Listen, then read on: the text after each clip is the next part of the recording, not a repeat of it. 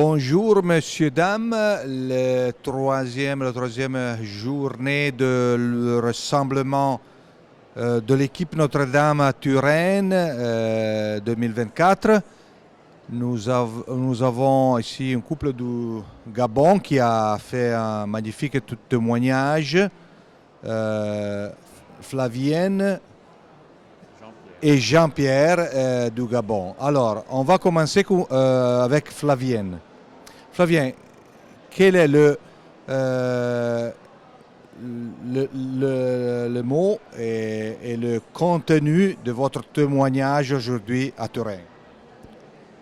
Nous avons porté notre témoignage de vie en fonction du thème du jour qui porte sur l'éclairage, l'illumination du Seigneur à travers la parole de Dieu et les expériences particulières que nous vivons.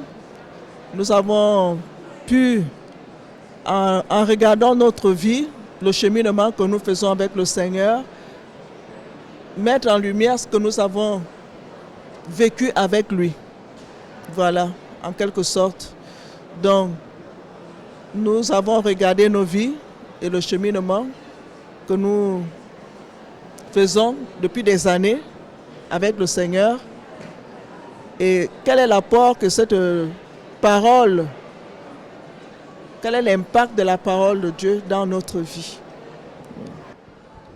Il faut dire que l'expérience chrétienne est une expérience qu'on vit parfois avec des moments d'obscurité.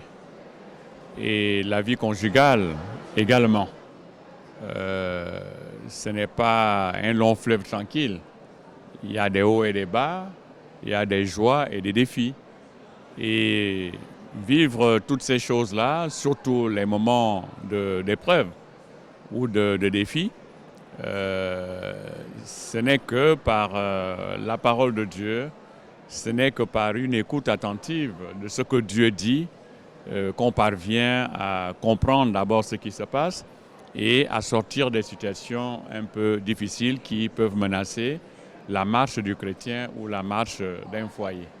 Et donc, pour nous, l'illumination, c'est cet éclairage que le Seigneur permet chaque fois pour ses enfants afin qu'ils ne se découragent pas, afin qu'ils ne baissent pas les bras, afin qu'ils reprennent le chemin, qu'ils fassent ces nouveaux départs. Voilà, l'éclairage, c'est les nouveaux départs avec le Seigneur, chaque fois qu'on retrouve la voie. Et cette voie, c'est le Seigneur lui-même. Il a dit « Je suis le chemin, la vérité et la vie ». Et donc, rester dans la parole, c'est vraiment pour continuer à marcher avec le Seigneur sur ses pas et fidèlement. Je suis à mon troisième rassemblement. Nous étions à Lourdes en 2006, à Fatima en 2018. Et là, nous sommes à Turin 2024. Il faut dire que c'est une occasion pour nous les équipiers d'abord de faire corps, de vivre cette fraternité universelle, de se savoir membre d'un même groupe appartenant à un même mouvement, les équipes Notre-Dame internationale. Parce que quand nous sommes dans nos pays, on peut se sentir un peu isolé, ne pas vivre cette fraternité, cette communion. C'est des moments intenses de fraternité, des moments de communion. Et vraiment, à chaque fois que nous allons à un rassemblement international, nous avons le Seigneur nous équipe pour les 6 prochaines années. Donc, toutes les fois où j'ai été, que ce soit à Lourdes, à Fatima et ici, j'ai l'impression de venir prendre, on va dire, assez d'énergie, assez de courage, assez de force pour les 6 prochaines années qui vont suivre. Véritablement, c'est ça. Et cette communion fraternelle, des frères qui viennent de tous horizons, de toutes nationalités, et les groupes brassés que nous formons dans nos hôtels, vraiment nous enrichissent mutuellement. C'est ça. Le Gabon, c'est un pays faiblement peuplé, mais un pays qui aime le mariage.